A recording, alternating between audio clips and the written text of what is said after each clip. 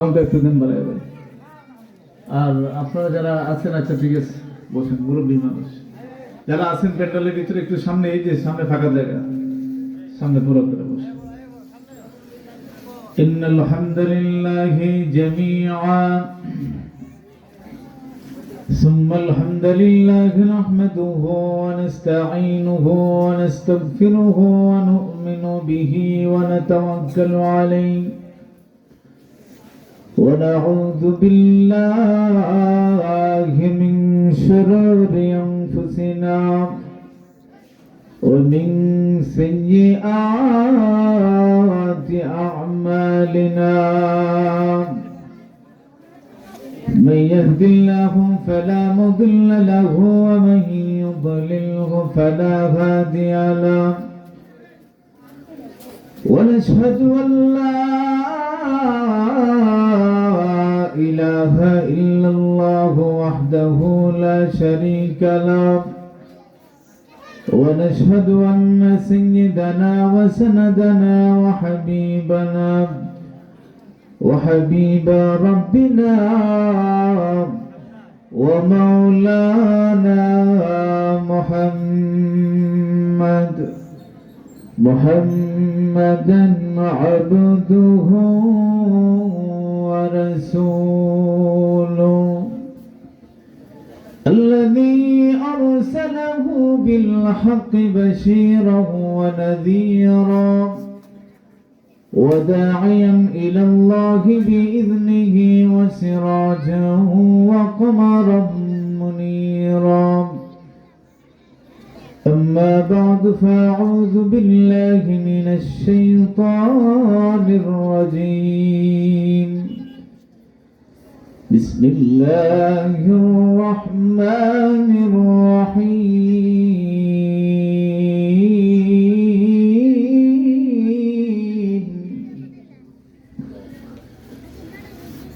وإذ قال لقمان لابنه وهو يعظه يا بني لا تشرك بالله إن الشرك لظلم عظيم. صدق الله العظيم. وقال النبي صلى الله عليه وسلم أربع إذا كن فيك فلا عليك ما فاتك من الدنيا حفظ أمانة وصدق حديث وحسن خليقة وعفة في طعمة. وقال تعالى في شان حبيبه ومحبوبه ومعشوقه مخبرا وآمرا من صلى علي واحدة صلى الله عليه عشرا. সকলেই আমার সাথে মহব্বতে দরুদ পড়েন। اللهم صل على محمد وعلى آل محمد كما صليت على إبراهيم وعلى آل إبراهيم إنك حميد مجيد. اللهم بارك على محمد وعلى آل محمد كما باركت على إبراهيم وعلى آل إبراهيم إنك حميد مجيد. بلغ العلا بكماله كشف الدجى بجماله. صلوا عليه وآله. لا إله زر لا إله إلا الله. لا إله لا إله إلا الله. لا إله إلا الله. لا إله লা ইলাহা লা ইলাহা ইল্লাল্লাহ লা ইলাহা লা ইলাহা ইল্লাল্লাহ মুহাম্মাদুর রাসূলুল্লাহ। मौला मेरा आका मेरा रहमत का नबी है, मौला मेरा आका मेरा रहमत का नबी है, सरकार मदीना है माही अरबी है। खिलकत में मिली जिसको आली नसबी है, खिलकत में मिली जिसको आली नसबी है, मक्की मदनी हाशिमी ओ मुत्तलबी है, मक्की मदनी हाशिमी ओ मुत्तलबी है। ऐ नूर खुदा बाइद तख्लीक दो आलम, ऐ नूर खुदा बाइद तख्लीक दो आलम, और गर्रा तेरे नूर से ताबिंदा है हरदम, हर गर्रा तेरे नूर से ताबिंदा है हरदम। ऐ बद में मलायक में तोरा जिक्र मुकर्रम, ऐ बद में मलायक में तोरा जिक्र मुकर्रम, महशर में तेरे देर रवाई सवादम, महशर में तेरे देर रवाई सवादम। पाकीज़े तरफ अर्श बरी जन्नत फिरदौस, पाकीज़े तरफ अर्श बरी जन्नत फिरदौस, आराम गहे खाक रसूल अरबी है, आराम गहे खाक रसूल अरबी है।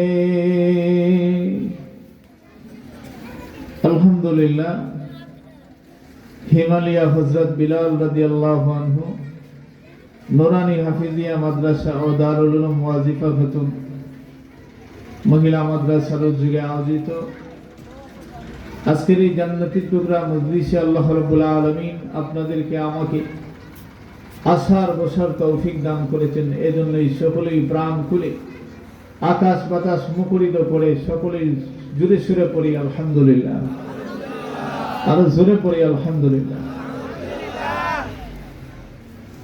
বর্তমানে এই জায়গায় মাহফিলের আয়োজন হচ্ছে এমন একটা সময়, গোটা পৃথিবীতে আজ মুসলমান নির্যাতিত, অবহেলিত, অবদস্থ, ঠিক কিনা বলেন? গোটা পৃথিবীতে এই অবস্থা দেখে আমরা তো শিল্পী না, আমাদের হরনের সাউন্ডটা তো আজ গোটা পৃথিবীতেই মুসলমান নির্যাতিত। আপনি যেদিকেই তাকাবেন পৃথিবীর মানচিত্রে কোন জায়গায় যে মুসলমান এখন ভালো আছে নাই, মুসলমান নির্যাতিত। এই সময় এই জায়গায় মাহফিল, এই এলাকায় যদি এখানে মিনিবারের ফুটবল খেলা হয়েছে, আমার তো মনে হয় হচ্ছে এটার বেশি লোক হয়েছে, অনেক বেশি হয়েছে। কোরআনের মাহফিল মানুষ নেই, আজকে উরুস হইলে গান হইলে মানুষ থাকছে। দিন দিন মানুষ কোরআন থেকে সরে যাচ্ছে, ইসলাম থেকে সরে যাচ্ছে। এর লাগেই করোনা ভাইরাস আমাদেরকে হানা দেয়, ঠিক না বেঠিক? আল্লাহ আযাব দেয় কেন, আল্লাহ গজব দেয় কেন? যা আমরা পাই এগুলি আমাদের হাতের কামাই। আমাদের কি হাতের কামাই। যাহারাল ফাসাদু ফিল বাররি ওয়াল বাহরি বিমা কাসাবাত আইদিন নাস। এগুলি আমাদের হাতের কামাই, আমরা যা পাই। আমি অল্প সময় আলোচনা করব, বেশি লম্বা চূড়া আলোচনা করার সুযোগ নেই। আপনারা আবার ভয় পাইতে পারেন যে হুজুর মনে হয় খুব লম্বা আলোচনা করব। বেশি লম্বা আলোচনা করব না। আমি আপনাদের সামনে পবিত্র কুরআনুল কারীমের সূরা লুকমানের খানা আয়াতে কারিমা তেলাওয়াত করি। রাসূল আকরাম সাল্লাল্লাহু আলাইহি ওয়াসাল্লামের অসংখ্য অগণিত হাদিসের ভান্ডার থেকে এখানে হাদিস আপনাদের সামনে পাঠ করেছি। অল্প সময়ের ভিতরে এই আয়াত এবং হাদিসকে সামনে রেখে কিছু উপকারী কথা আপনাদের সামনে উপস্থাপন করার চেষ্টা করব। আল্লাহ রাব্বুল আলামিন যেন আমাকে সহিহ নিয়তে বলার, আপনাদেরকে যেন আমলের নিয়তে শ্রবণ করার তৌফিক দান করেন। একটু চিৎকার করে বলেন আমিন। আজকাল মানুষ ওয়াজে আসে সুর শোনার লাগে, হুজুরের কন্ডিশন কেমন, টান টুন দেয় না, এই সুরের পাগল মানুষ। আমরা মুসিবতে পড়ছি সুর শিক্ষা, আস্তে আস্তে সুর কমাইতেছি। আগে যেরকম সুর দিয়ে আওয়াজ করতাম, এখন এইভাবে আর সুর দিই না। কারণ সুর দিয়ে কথা বললে কথাগুলির ওজন কমে যায়। কি কমে যায়? আর আপনারা আবার উঠছেন না, সুর দিব। এই যে একদম যেদিন উঠে শুরু করছে, সুর দিব ইনশাল্লাহ। সুর এটা কার দান? জোরে বলেন, কার দান? আল্লাহ। আমি যে আয়াতে কারিমা তেলাওয়াত করেছি, এই আয়াতটা হচ্ছে পবিত্র কুরআনুল কারীমের সূরাতুল লুকমান।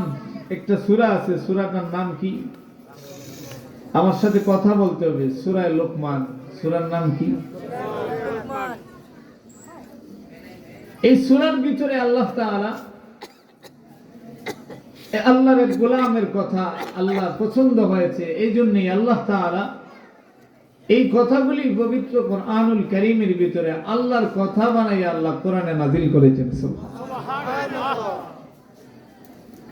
তাফসীরে মাযহারির ভিতরে আল্লামা কাজী সানাউল্লাহ পানিপতি রাহমাতুল্লাহ আলাইহি লিখেন,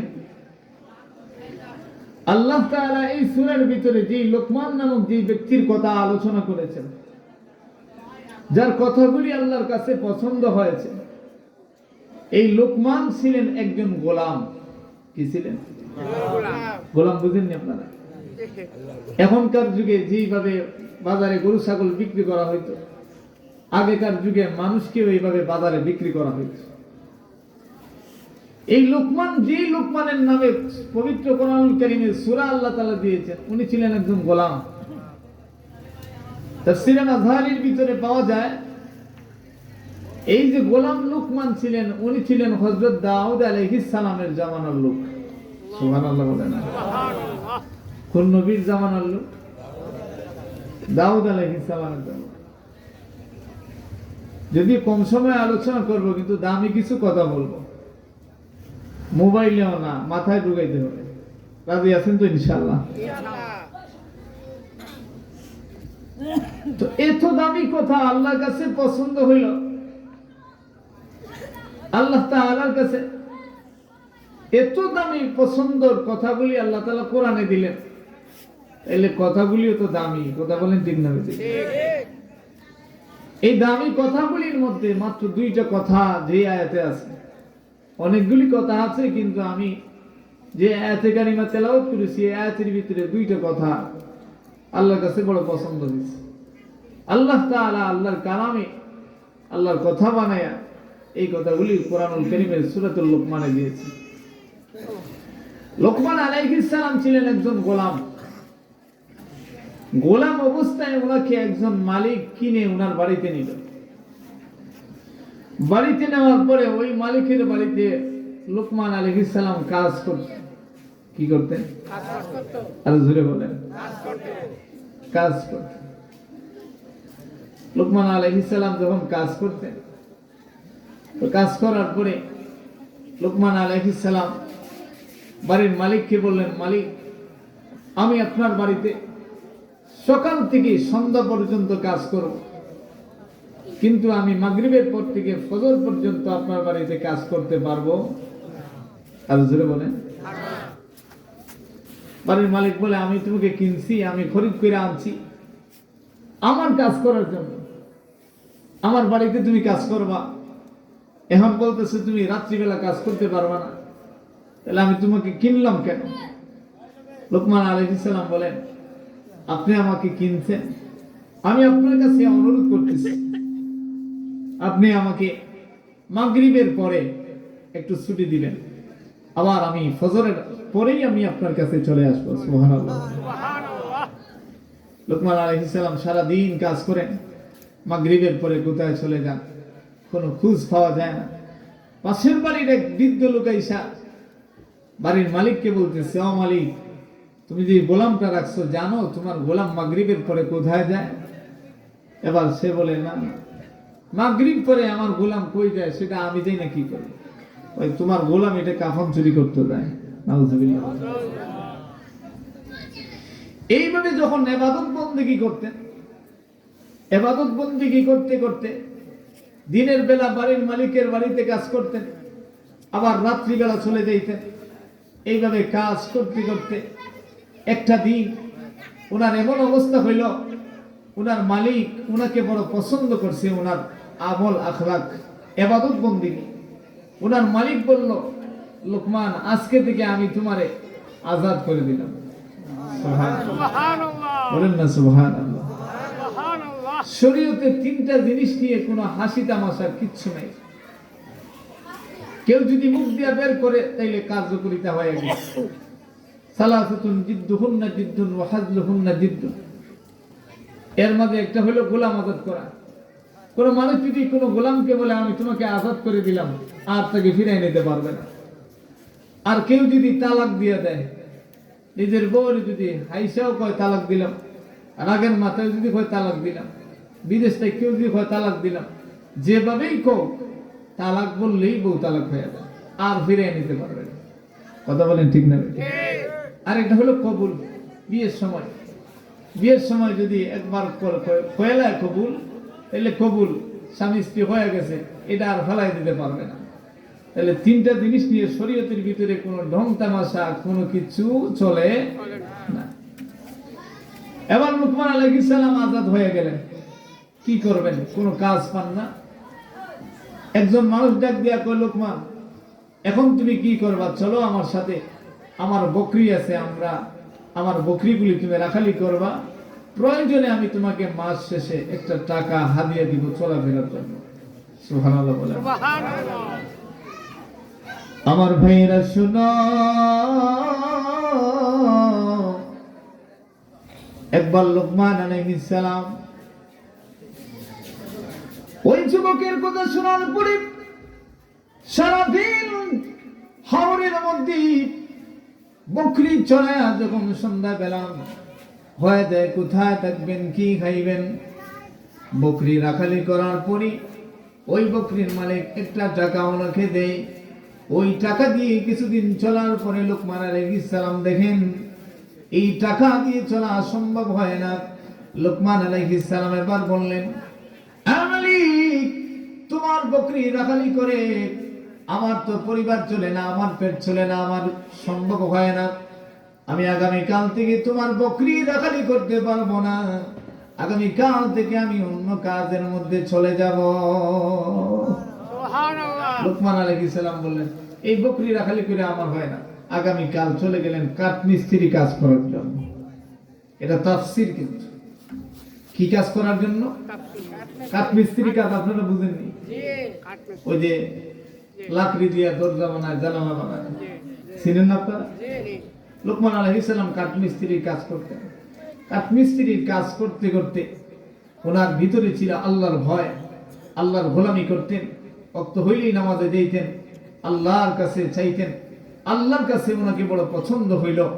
এত পছন্দ হইছে, আল্লাহ রাব্বুল আলামিন একদিন জিবরাইলকে ডাক দিয়া বলেন, ওরে জিবরাইল, আমার এই বান্দা লোকমানের ইবাদত বন্দেগী আমার কাছে বড় পছন্দ হইছে, তুমি যাও তার কাছে গিয়ে বলবা, লোকমান, তুমি নবী হইতে চাও নাকি ওলি হইতে চাও? সুবহানাল্লাহ। আর আস্তে কইন সুবহানাল্লাহ। এমন মুসলমান লক্ষ্য করে দেখো, জিবরাইল আলাইহিস সালাম ওই লুকমানের কাছে চলে আসলেন।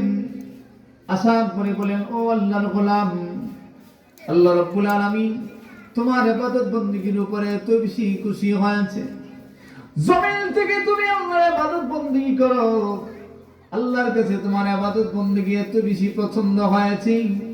ওরে আল্লাহর গোলাম, আল্লাহ রাব্বুল আলামিন তোমাকে আমার পক্ষ থেকে জানায় দিয়েছেন, ও লুকমান তুমি নবী হইতে চাও নাকি ওলি হইতে চাও? এই মুহূর্তে যদি তুমি বলো আমি নবী হইতে চাই, এই মাইকের সাউন্ড ভাই এক জায়গায় একবারে ঠিক করে সাল্লাল্লাহু আলাইহি ওয়াসাল্লাম। আমার মুসলমান ভাইরা, লুকমান আলাইহিস সালাম জিবরাইল আসার পরে বললেন, বলে লুকমান আল্লাহ রাব্বুল আলামিন আপনাকে আমার পক্ষ থেকে জানায় দিয়েছে আপনি নবী হইতে চান নাকি ওলি হইতে চান। আপনি যদি ওলি হইতে চান আমি আপনাকে ওলি আজকে ঘোষণা দিয়ে যাব, আপনি যদি নবী হইতে চান আজকে থেকে আপনাকে আমি নবী বানায়া দিব। কি পরিমাণে ইবাদত বندگی করছে, আল্লাহ অফার পাঠাইছে, লুকমান নবী হইতে চাও নাকি ওলি হইতে চাও? সুবহানাল্লাহ। এবং লুকমান আলাইহিস সালাম বলেন, ও জিবরাইল আমি নবী হইতে চাই না, কারণ নবী হইতে হইলে অনেক জিম্মাদারি, ঠিক না বেটি? আরে জিবরাইল আমি নবী হইতে চাই না, আল্লাহকে গিয়ে বলবা আমি ওলি হইতে চাই। জিবরাইল বলেন, আল্লাহকে বলতে হবে না, আল্লাহ তাআলা দুইটা অপশন দিয়েছে, তুমি যদি নবী হইতে চাও তাহলে কি তোমাকে নবুয়তি দিয়ে যাইব, আর তুমি যদি ওলি হইতে চাও তোমাকে বেলায়েত দিয়ে যাব। ওরে লুকমান আজকে থেকে আল্লাহ রাব্বুল আলামিনের বন্ধু তুমি হয়ে গেলা, আজকে থেকে তোমার গলার মধ্যে আমি বেলায়েতের মালা পরায়া দিয়া গেলাম। সুবহানাল্লাহ। এবং লুকমান আলাইহিস সালাম আল্লাহর ওলি হয়ে গেলেন। আল্লাহর ওলি হওয়ার পরে ঘরে বসে থাকা যায় নাকি? কাজ আছে, কথা বলেন, কাজ আছে। আল্লাহ ভোলা মানুষদেরকে আল্লাহর পথে নিয়ে আসতে হবে, আল্লাহ ভোলা মানুষদেরকে আল্লাহর পথে নিয়ে আসতে হবে। লোকমান আলাইহিস সালাম এবার দাওয়াত দিতে লাগলেন, মানুষদেরকে দাওয়াত দিয়া একজন আরেকজনকে যখন দাওয়াত দেন, এইভাবে দাওয়াত দিয়া লোকমান আলাইহিস সালাম ওনার অনেক মুরিদান বেড়ে গেল, অনেক মানুষদেরকে তাওহীদ ও রিসালাতের দাওয়াত দিয়া একটা সময় দেখা গেল লোকমান আলাইহিস সালামের অনেক হাজার হাজার উনার ভক্ত সমর্থক বেড়ে গেছে। সুবহানাল্লাহ। লোকমান আলাইহিস সালাম একদিন একটা খোলা আকাশের নিচে ওনার সমস্ত ভক্তদেরকে নিয়ে, যাদেরকে দাওয়াত দিয়ে উনি আল্লাহর পথে আনছেন, তাদেরকে নিয়ে লোকমান আলাইহিস সালাম একদিন বিশাল একটা সমাবেশের আয়োজন করলেন। বলেন না সুবহানাল্লাহ। লোকমান আলাইহিস সালাম দেখতে কালো ছিলেন, কালো তো এমন কালো, তাফসীরে মাযহারির ভিতরে আসছে, আল্লামা কাজী সানাউল্লাহ পানিপতি রাহমাতুল্লাহ আলাইহি বলেন এমন কালো ছিলেন। কিছু মানুষ আছে কালো দেখলে মায়া লাগে, আর উনি এমন কালো ছিলেন দেখলেও মায়া লাগতো না। নাকটা ছিল একবারে বাঁকা না, আর উনি নিজে ছিলেন বাট্টি মানুষ। বাট্টি মানুষ বুঝেন নেই, খাটো মানুষ।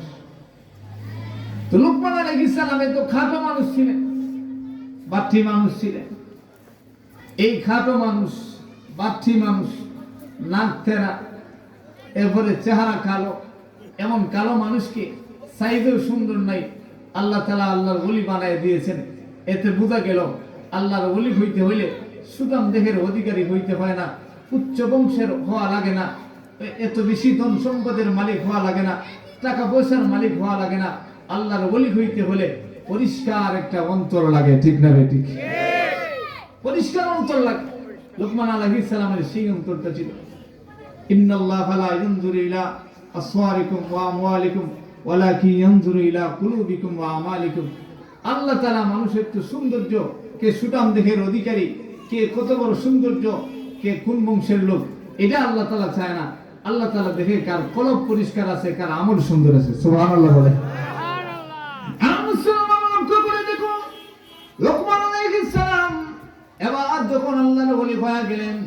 বিশাল একটা ময়দানের ভিতরে হাজার হাজার মানুষদেরকে নিয়ে উনি যখন ভাষণ দিতেছেন, উনি যখন তাওহীদ ও রিসালাতের বয়ান দিতেছেন, এমন একটা সময় দেখা গেল উনি যখন যে খাবারের মধ্যে বিশাল জমায়েতের মধ্যে যখন উনি বক্তব্য দিতেছেন, হঠাৎ করে দেখা যায় একজন বকরি রাখাল মানুষ বকরির পাল নিয়ে এই মানুষগুলির সামনে দিয়ে যাইতেছে। এই বকরি যখন নিয়া মানুষদের সামনে দিয়া যায়, মানুষদের পাশ দিয়া যায়, ওই বকরি রাখাল যত কাছে যায়, যাওয়ার পরে লোকমান আলাইহিস সালামের চেহারার দিকে তাকায়। সুবহানাল্লাহ, সুবহানাল্লাহ। ওই এই মানুষটারে সিনা সিনা লাগে, এই মানুষটারে কি লাগে? সিনা সিনা লাগে। আর একটু কাছে গেছে এই বকরি রাখাল, যাওয়ার পরে কয়, আরে এ তো দেখি লোকমান না, আমার সাথে তো একসাথে আমার লগে ছাগল রাখালি করছে। সুবহানাল্লাহ। অবাক হয়ে গেছে, আজ থেকে কিছুদিন আগে আমার সাথে একসাথে মাঠের মধ্যে আমার সাথে ছাগল চড়াইছে, আজকে এত মানুষের সামনে সে বক্তব্য দেয়, এত মানুষ তার মুরিদ হয়ে গেল। অবশ্যই এই মানুষটা আল্লাহর পক্ষ থেকে কিছু পাইছে।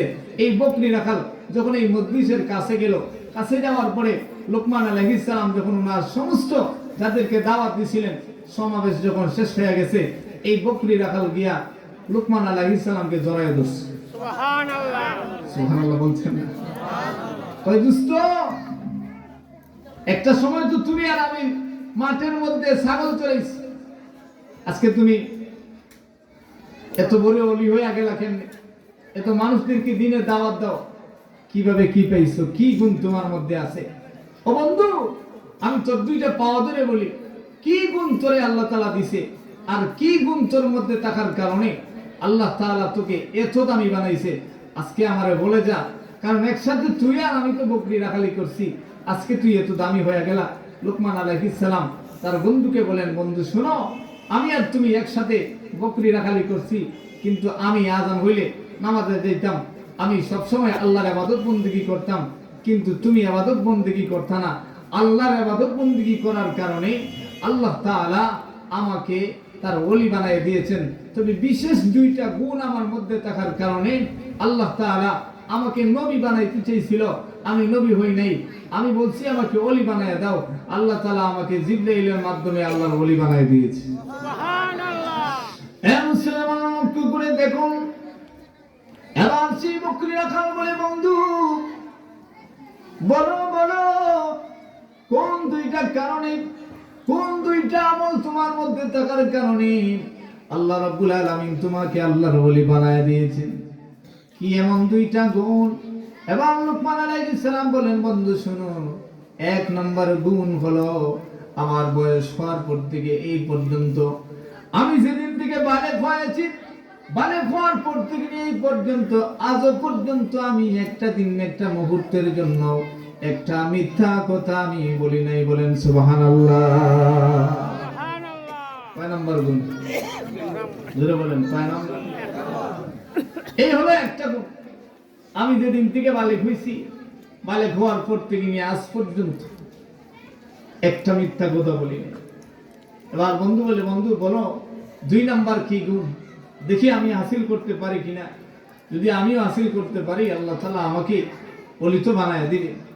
এবার লোকমান আলাইহিস সালাম বলেন, বন্ধু আমার দুই নাম্বার যেই গুণ, দুই নাম্বার যেই গুণটা আমার মধ্যে থাকার কারণে আল্লাহ তাআলা আমাকে ওলি বানাইছে, এই দুই নাম্বার গুণ হইল, আমি কোনোদিন অযথা কথা বলে সময় কাটাই নাই। সুবহানাল্লাহ। আপনাদের মাঝে তো অনেক মানুষ আছে যে কেউ বালেগ হওয়ার পর থেকে শুনলেও মিথ্যা কথা বলছে না। আপনার শোনার উপর তো দুই একজন মিলবনি, মিলবনি দুই একজন, মুরব্বী সাথে এখন মিলবো। মাস বালেগ হওয়ার পর থেকে আজ পর্যন্ত মিথ্যা কথা বলছে না। হবিগঞ্জ কিতে আসছে, সিলেট কিতে আসছে, বাংলাদেশে পাইবেন হয়তো দুই একজন আল্লাহর ওলি পাইবেন। এই দুইটা গুণ লোকমান বলেন, এই দুইটা গুণ থাকার কারণে আল্লাহ তাআলা আমাকে ওলি বানায় দিয়েছে। সুবহানাল্লাহ। লোকমান আলাইহিস সালাম বলেন, বন্ধু শুনো, এই দুইটা গুণ যদি তোমার মধ্যে তুমি হাসিল করতে পারো, এই দুইটা গুণ যদি তোমার মধ্যে তুমি ফিটিং করতে পারো, বন্ধু শুনো, আল্লাহ রাব্বুল আলামিন তোমাকে ওলি বানায় দিবে। শুধু এমন ওলি বানাইবে না, তুমি দুনিয়া থেকে আল্লাহ রাব্বুল আলামিনের কাছে চাইতে দেরি হবে, আল্লাহ রাব্বুল আলামিন তোমাকে সাথে সাথে দিতে দেরি করবে না।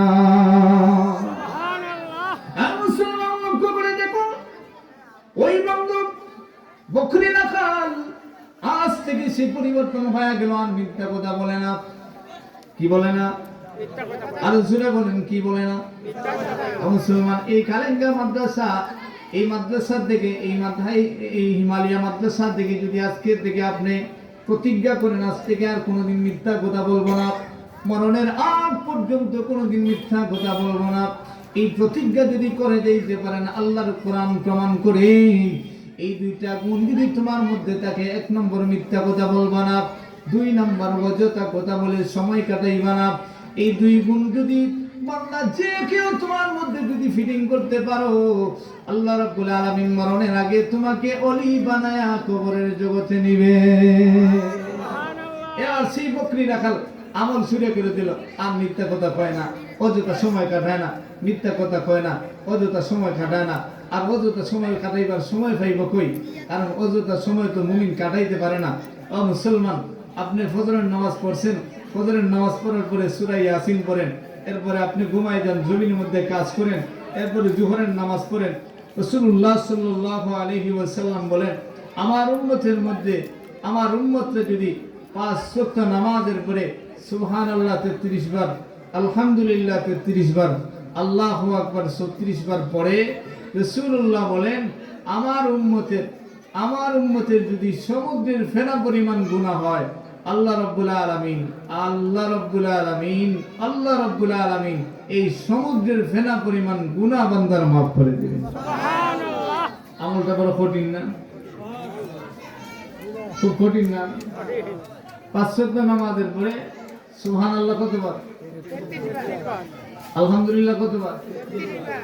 আল্লাহু আকবার কতবার? 34 বার। পড়লে ফায়দা কি? সমুদ্রের ফেনা পরিমাণ গুনাহ যদি হয় আল্লাহ মাফ করে দিবেন। সুবহানাল্লাহ। মাগরিবের নামাজের পরে আল্লাহুম্মা আজিরনি মিনান নার, আল্লাহুম্মা আজিরনি মিনান নার 7 বার পড়েন। ফজরের নামাজের পরে আল্লাহুম্মা আজিরনি মিনান নার 7 বার পড়েন। রাসূল আকরাম সাল্লাল্লাহু আলাইহি ওয়াসাল্লাম বলেন, মাগরিবের নামাজে পড়ার কারণে রাত্রি যদি বান্দার বান্দি মারা যায়, আল্লাহ জান্নাতি হিসেবে ঘোষণা করবেন। সুবহানাল্লাহ। আর ফজরের পরে যদি এই দোয়া 7 বার পড়ে মাগরিবের আগে মারা যায়, আল্লাহ তাআলা তাকেও জান্নাতি হিসেবে ঘোষণা করবেন। সুবহানাল্লাহ। বলেন না সুবহানাল্লাহ।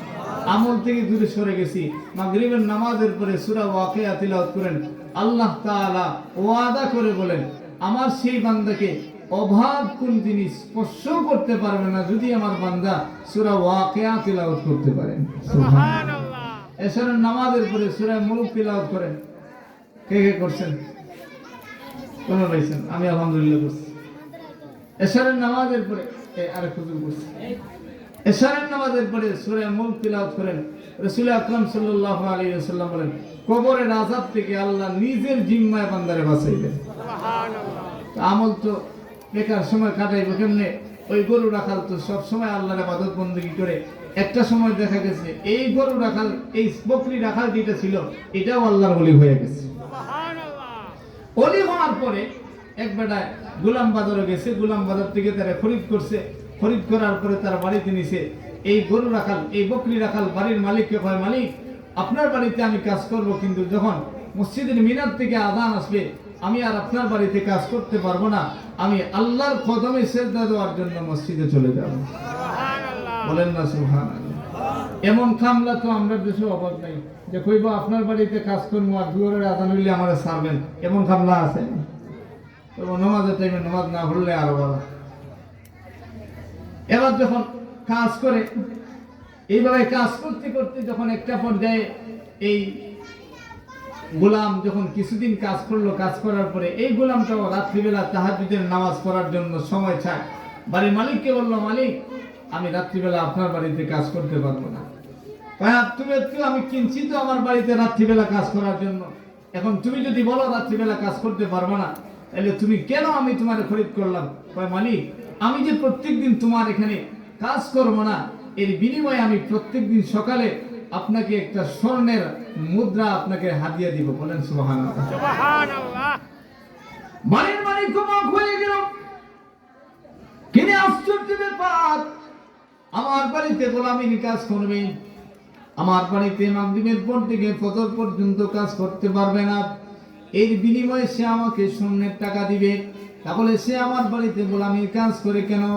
এবার বাড়ির মালিক একদিন, 2 দিন, 3 দিন এইভাবে যাওয়ার পরে ফজর পরে যখন এই গোলাম চলে আসে, আসার পরে বাড়ির মালিকের হাতে স্বর্ণের টাকা হাদিয়া দেয়। এইভাবে 1 দিন, 2 দিন, 3 দিন যাওয়ার পরে, কিছুদিন যাওয়ার পরে পাশের বাড়ির একজন লোক ডাক দিয়ে বলে, মালিক, তোমার বাড়ির গোলামের এই চরিত্র ভালো না, প্রত্যেক দিন মাগরিবের নামাজের পরে তোমার গোলাম কোথায় যায়, তুমি কি কোনো খবর জানো? এবার সে বলে, না না না, আমার তো জানার কোনো প্রয়োজন নাই, কারণ প্রত্যেক দিন রাত্রে আমার গোলাম আমার বাড়ির মধ্যে কাজ করে না, এর বিনিময়ে প্রত্যেক দিন সকালে আমার কাছে স্বর্ণের টাকা হাদিয়া দেয়। সুবহানাল্লাহ। রাত্রি কাজ করে না, কিন্তু সকালে আমার কি দেয়? স্বর্ণের টাকা হাদিয়া দেয়। কিছুদিন দেখতে দেখতে এলাকার মানুষরা এসে ওরে ধরছে, কয়ে, মিয়া, তোমার বাড়িতে যে গোলাম রাখছে এটার চরিত্র ভালো না, প্রত্যেক দিন রাত্রে কাফন চুরি করে তোমার গোলাম থেকে এই এলাকা থেকে তাড়াইয়া দাও। এবার বাড়ির মালিক হয়, এই গোলামকে তো তাড়াইয়া দিলে স্বর্ণের টাকা পাবো না। এবার এলাকার মানুষদেরকে বললো, আজকে মাগরিবের পরে আমার গোলামের পিছনে হাঁটা শুরু করব, হাঁটতে হাঁটতে গিয়ে দেখবো আমার গোলাম কি করে। একদিন মাগরিবের নামাজের পরে এই বাড়ির মালিক এই গোলামের পিছে হাঁটা শুরু করছে। আমার ভাইয়েরা শুনো, এই বাড়ির মালিক যখন হাঁটতে হাঁটতে কিছু দূর যাওয়ার পরে হঠাৎ করে তাকায় দেখে চতুর্দিকে শুধু জঙ্গল আর জঙ্গল, গাছপালা, নতুন রাস্তা, নতুন সব কিছু হয়ে গেল। একটা পর্যায়ে গিয়ে দেখে ওই বাড়ির গোলাম যে বকরি রাখাল ছিল, এই বকরি রাখালটা গভীর একটা জঙ্গলের মধ্যে গেছে। যাওয়ার পরে এই জঙ্গলের নিচে দেখে বিশাল একটা গাছ, আর এই গাছের নিচে এই বাড়ির গোলাম বকরি রাখাল স্বর্ণের একটা মুসল্লার মধ্যে, নামাজের মধ্যে দাঁড়ায় গেছে। কিসের মুসল্লা? স্বর্ণের মুসল্লা। এবার বাড়ির মালিক করে, আশ্চর্য ব্যাপার, আমার বাড়িতে কাজ করে আমার স্বর্ণের টাকা দেয়, আবার সে যে যায় নামাজের মধ্যে দাঁড়ায় আছে, এটা যদি কি বলো সুন্দর যায় নামাজ, স্বর্ণের যায় নামাজ। বাড়ির মালিক অবাক হয়ে গেছে, কয়া, হারে, আমার এলাকার মানুষটা কইলো এই মানুষটা কাফন চুরি করে, এই লোকটা ভালো না, এখন তো দেখি যে খাঁটি আল্লাহর ওলি। সুবহানাল্লাহ। এইভাবে যাইতে যাইতে রাত্র যখন গণায় যায়, এবার দেখি ওই গোলামটা নামাজের মধ্যে দাঁড়ায়া আল্লাহ রাব্বুল আলামিনকে বলে, রব্বুল আলামিন, তোমার কুদরতের কদমে শ্রদ্ধা দিতে আমাদের বড় মজা লাগে। রব্বুল আলামিন, কুদরতের কদমে শ্রদ্ধা দিতে বড় মজা লাগে, কুদরতের কদমে শ্রদ্ধা দিতে বড় মজা লাগে। রব্বুল আলামিন, আগামী কাল আপনার কুদরতের কদমে শ্রদ্ধা দিতে হইলে আমার দুনিয়ার যেই মালিক আছে, এই দুনিয়ার মালিককে আমি স্বর্ণের একটা টাকা হাদিয়া দিতে হবে। ও রব্বুল আলামিন, এই স্বর্ণের টাকাটা আমার মধ্যে দাও, আমার হাতের মধ্যে দাও। আবার আগামীকাল আপনার সঙ্গে দেখা করতে হইলে এই জঙ্গলের মধ্যে নিরিবিলি নির্জন জায়গা, আপনার কুদরতি পায়ের মধ্যে শ্রদ্ধা দিতে হইলে আমার দুনিয়ার জমিনে যেই মালিক আছে, ওই মালিককে আমার স্বর্ণের একটা টাকা হাদিয়া দিতে হবে। রব্বুল আলামিন, এই মুহূর্তে আমার হাতের মধ্যে স্বর্ণের টাকা দিয়া দাও। বাড়ির মালিক পিছন দিক দিয়া তাকাইয়া দেখে এই গোলাম এই দোয়াগুলি করতে দেরি হয়েছে। আল্লাহ রাব্বুল আলামিন সাথে সাথেই তার হাতের মধ্যে আল্লাহ তাআলা স্বর্ণের টাকা 1 মিনিটের ভিতরে দিতে দেরি করে নাই। স্বর্ণের টাকা আসছে, আসার পরে এটা নিয়ে যখন বাড়ির মালিকের কাছে আসছে, বাড়ির মালিক কয়, তোমার মতো তো আল্লাহর খাঁটি ওলি আর জীবনে দেখছি না, আজকে থেকে তোমারও আজাদ করে দিলাম। বলেন সুবহানাল্লাহ। তাহলে কোন 2টা গুণ অর্জন করার কারণে ওলি হয়ে গেছে, কে বলতে পারবেন? 1 নাম্বার গুণ, মাশাআল্লাহ, 1 নাম্বার হলো জীবনে মিথ্যা কথা বলবো। মিথ্যা কথা ছাড়লেই আপনি আল্লাহর প্রিয় হয়ে যাইতেন, কারণ আপনার জবানটা তো পবিত্র থাকবে, আর এই জবান দিয়ে আপনি আল্লাহর কাছে যা চাইবেন আল্লাহ তাআলা কবুল করবে। সুবহানাল্লাহ।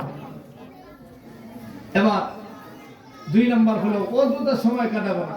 আমরা তো অযথা অনেক সময় কাটাই, বাজারে হোটেলের মধ্যে সার হোটেলে 5 টাকার সার হয়ে বললে মোটামুটি এখন হয়নি এরকম। আর হোটেলে যদি টিভি থাকে তাহলে তো মাশাআল্লাহ। আমরা অযথা সময় কাটাই। আজ থেকে ওয়াদা করেন আর অযথা সময় কাটাবো না, ইনশাআল্লাহ বলেন, ইনশাআল্লাহ বলেন। তাহলে আমরা মিথ্যা কথা বলবো না, আলোচনা থেকে শিখলাম মিথ্যা বলবো না আর অযথা সময় নষ্ট করবো না। আল্লাহ তাআলা আমাদেরকে তৌফিক দান করুন। এই দুইটা কাজ করলে আমরা আল্লাহর ওলি হইতে পারবো। আর আল্লাহর ওলিদের জন্যই আল্লাহ তাআলা রাখছেন পরকালে অসংখ্য অগণিত নাজান নেয়ামতের জান্নাত আল্লাহ তাআলা আল্লাহর প্রিয় বান্দাদের জন্য রাখছেন। সুবহানাল্লাহ। আর যারা আল্লাহর কথা শুনবে না, আল্লাহর কথা মানবে না, আল্লাহ তাআলা তাদের জন্য কি রাখছেন? বুঝেন না? তাদের জন্য কি রাখছেন? জাহান্নাম। এবার জান্নাতি মানুষ দুনিয়া থেকে যখন বিদায় নিবে আর জাহান্নামী মানুষ দুনিয়া থেকে যখন বিদায় নিবে, তারা সমান পাবে না। জাহান্নামী পাপিষ্ঠ নাফরমান যখন দুনিয়া থেকে বিদায় নিবে, তার দুনিয়া থেকে বিদায় নেওয়াটা হবে বড় কঠিন। কেমন কঠিন হবে? এই মানুষটা দুনিয়া থেকে যাওয়ার সময় এমন আযাব তার হবে, মানুষ দেখলেই বুঝবে যে এই মানুষটা জাহান্নামী ছিল। নাউযুবিল্লাহ। কিতাবের ভিতরে আসছে একটা মানুষ যখন মারা যায়, মারা যাওয়ার 40 দিন আগে, কতদিন আগে? আল্লাহ তাআলার পক্ষ থেকে দুইজন ফেরেশতা তার কাছে পাঠিয়ে দেওয়া হয়। কয়জন ফেরেশতা? আপনাদের কি খারাপ লাগতেছে? না। শেষ করে দেব? না। দোয়া করে দিন। ওঠেন কেন? আচ্ছা, এই সামনে ফাঁকা জায়গা পূরণ, এই ফাঁকা জায়গা পূরণ। জিকির করেন লা ইলাহা লা ইলাহা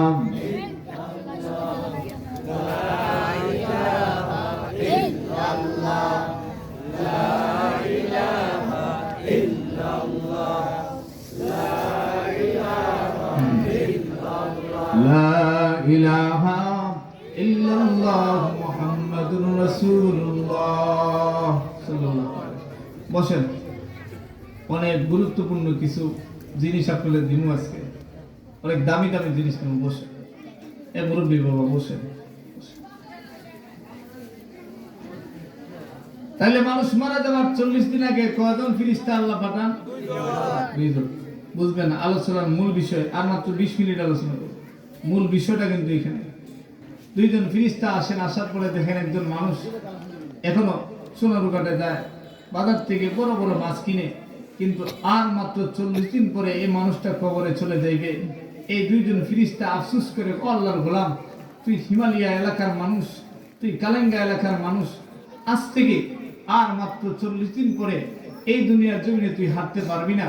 এই দুনিয়ার তোর বাড়ি, বিল্ডিং, বালাখানা, গাড়ি বাড়ি তোর কিছুই থাকবে না, কবরে পড়ে থাকবি। আল্লাহর গোলাম, এখনো মসজিদে আয়, এখনো তোর মুখে দাড়িটা নাই, এখনো দাড়িটা রাখ। দুইজন ফেরেশতা প্রতিনিয়ত তাকে এই কথাগুলি বলতে থাকে। করেন সুবহানাল্লাহ। কিন্তু এই মানুষটা শুনে, ফেরেশতাদের কথা শুনে, এই মানুষটার যখন এইভাবে মরণের 1 সপ্তাহ বাকি, কয়দিন বাকি? 1 সপ্তাহ। লক্ষ্য করে দেখো, ওই মানুষটার মরণের যখন 1 সপ্তাহ বাকি, ওই মানুষ পাপিষ্ঠ নাফরমান, নামাজ পড়ে না, আযান হইলে মসজিদের পাশ দিয়ে চলে, কিন্তু মসজিদের নামাজে যায় না। টাকা থাকার পরেও হজ করে না, সম্পদ আছে এরপরেও যাকাত দেয় না, সম্পদ পর্যাপ্ত পরিমাণ আছে এরপরেও কুরবানি করে না। এমন মুসলমান আমাদের দেশে আছে না নাই?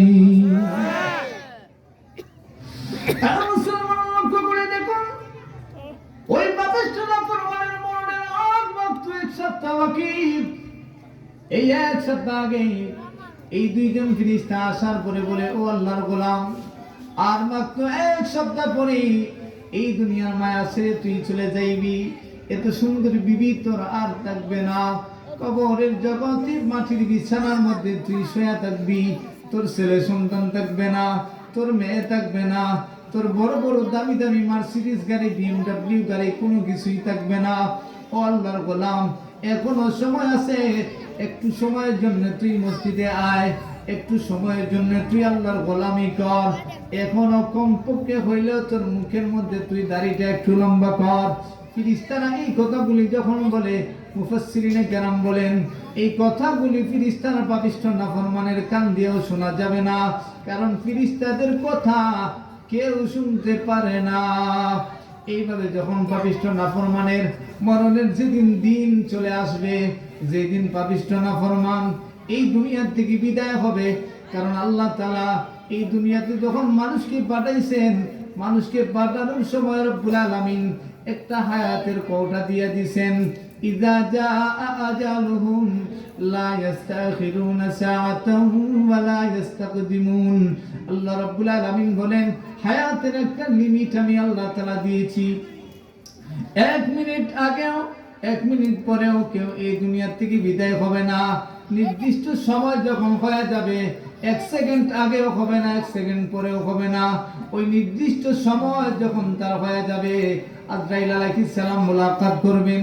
ওই দুইজন ফেরেশতা ডাক দিয়ে বলে, আল্লাহর গোলাম, আল্লাহ তাআলা আমাদেরকে পাঠাইছেন এই 40 দিনের ভিতরে তুই যদি একটা ভালো কাজ করতে পারিস, এই 40 দিনের ভিতরে যদি তুই নামাজটা ধরতে পারিস, আল্লাহ তাআলা আমাদেরকে সাক্ষী রাখিয়া তোকে মাফ করার জন্যই আল্লাহ তাআলা আমাদেরকে পাঠাইছেন। ওই পাপিষ্ঠ নাফরমান তো ফেরেশতাদের কথা শুনে না, হায়াত শেষ হয়ে গেছে। আজরাইল আলাইহিস সালাম যখন তার সামনে আসছেন, আসার পরে আজরাইলকে দেখার পরে তার আর হুঁশ নাই। মুসলমান দেখবেন অনেক মানুষ মারা যাওয়ার সময় দুইটা চোখ দিয়ে এইভাবে মাইরাইতে দেখে, যেমন বিদ্যুতের শর্ট করছে, হয়নি এরকম? জোরে বলেন হয়নি? মুসলমান আজরাইল আসার পরে তাকে বলবেন আখরিজু আনফুসাকুম আই রূহাকুম, ও পাপিষ্ঠ নাফরমান তোর রূহটা বের করে আমার হাতের মধ্যে দে। এই কথাগুলি যখন আজরাইল বলবেন, সে বলবে আমার জানের লাইগা কত মায়া, আমার এই প্রাণের লাইগা কত মায়া।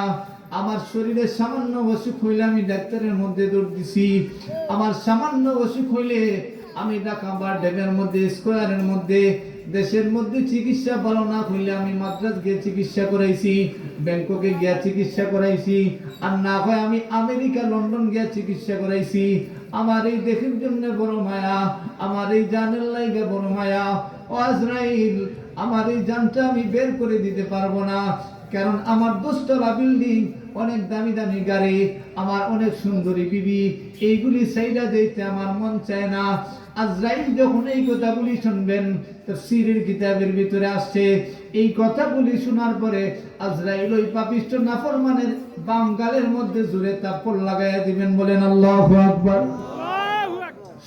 ওই পাপিষ্ঠ নাফরমান আজরাইলের থাপ্পড় খাওয়ার পরে চেহারা এই দিক থেকে ওই দিকে যখন নিয়ে যাবে, আর চোখ দিয়ে যখন পানি পড়বে, বিবি বলবে, নিজের ছেলে বলবে, নিজের মা, আত্মীয় স্বজন সবাই বলবে আমাদের করিমউদ্দিন কান্দে কেন? মনে হয় 10 তলা বিল্ডিং আর নিজের বিবি, আত্মীয় স্বজন সবাই সেইরা চইলা যায়, এই বিবির মায়া মহব্বতে মনে হয় কান্দে, নিজের ছেলের মহব্বতে মনে হয় কান্দে, নিজের মেয়ের মহব্বতে মনে হয় কান্দে।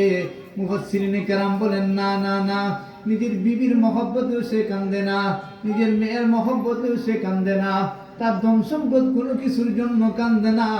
আজরাইলের থাপ্পড় খাওয়ার পরে এত বেশি কষ্ট পাইছে, এই কষ্ট পাওয়ার কারণেই সেই পাপিষ্ঠ নাফরমানের চোখ দিয়া পানি বের হয়। বলেন নাউজুবিল্লাহ।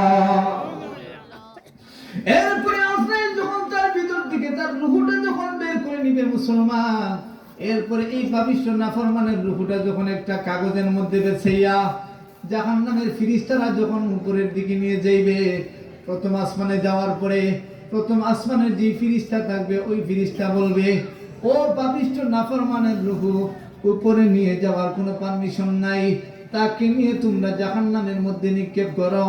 এবার জাহান্নামের ফেরেশতারা এই পাপিষ্ঠ নাফরমানের রূহটা নিয়ে জাহান্নামে নিক্ষেপ করবে। আবার জাহান্নামের মধ্যে এন্ট্রি করার পরে তার রূহটা নিয়ে আসবে। আসার পরে তার রূহটা দেখবে তার বাড়ির মধ্যে তার লাশটা দাফন, তার লাশটা গোসল করানো হয়। আসার পরে দেখবে তার লাশটা কাফন পরানো হয়, আর তার বিবি কান্নাকাটি করে, তার আত্মীয় স্বজন সকলেই মিলে কান্নাকাটি করে। যখন সে এই অবস্থাগুলি দেখবে, দেখার পরে চিৎকার মেরে বলবে, ও আমার বিবি, ও আমার আত্মীয়স্বজন, ও আমার ছেলে, আমার জন্য কান্নাকাটি করে কোনো লাভ নাই। তোমরা আমার জন্য 3 বার সূরা ইখলাস, 1 বার সূরা ফাতিহা পড়ে আমার জন্য দোয়া করো, পবিত্র কোরআনুল কারীম পড়ে আমার জন্য দোয়া করো, কারণ আমার জন্য আল্লাহ তাআলা জাহান্নাম নির্ধারণ করে রেখেছেন। বলেন নাউজুবিল্লাহ। ও মুসলিম, ও মুমিন, তোমরা আমার জন্য কান্নাকাটি করে কোনো লাভ নাই। এবার তোমরা আমার জন্য একটু দোয়া করো। কিন্তু এই পাপিষ্ঠ নাফরমানের রূহের চিৎকার দুনিয়ার কোনো মানুষ শুনবে না। মুফাসসিরিনে কেরাম তাফসীরের পরিভাষায় বলেন, এই পাপিষ্ঠ নাফরমানকে যখন কাফন দিয়ে পেছে, যখন জানাজার ময়দানে নিয়ে যাওয়া হবে, এই পাপিষ্ঠ নাফরমান একবার দৌড় দিবে তার রূহটা কবরে। তার কবরের পাশে গিয়ে দেখবে জাহান্নামের 99টা সাপ, বিষাক্ত সাপ তার কবরের পাশে পজিশন নিয়ে বসে আছে। বলেন নাউজুবিল্লাহ। আবার যখন সে দৌড় দিবে, যাওয়ার পরে দেখবে তার কবরের এক সাইড দিয়ে জাহান্নামের আগুন ধরে গেছে। এই অবস্থা যখন দেখবে, দেখার পরে কিছু মানুষ তার খাটিয়ায় করে তার লাশটা যখন নিয়ে জানাজার ময়দানে যাবে, মিশকাত শরীফের হাদিসের মধ্যে এসেছে, ইদা উজি আল জানাজাতু মাহতামালাহা রিজালু আলা আনাকিহিম ফাইন কানাত গায়রা সালিহান ফায়াকুলু ইয়া লাইতাহা আইনা তাযহাবুনা বিহা। ওই পাপিষ্ঠ নাফরমান যে জানাজার নামাজের ইমামতি করবে, ওই ইমাম সাহেবকে বলবে, ওই ইমাম সাহেব আপনার পায়ের মধ্যে দড়ি, আপনি আমার এই লাশটা আপনি জানাজা করাইবেন না। আপনি যদি আমার এই লাশটা জানাজা করান, আমারে নিয়ে কবরে রাখা হবে। আমার কবরটা তো জাহান্নামের আগুন হয়ে গেছে, আমার কবরে তো জাহান্নামের 99টা বিষাক্ত সাপ পজিশন নিয়ে বসে আছে।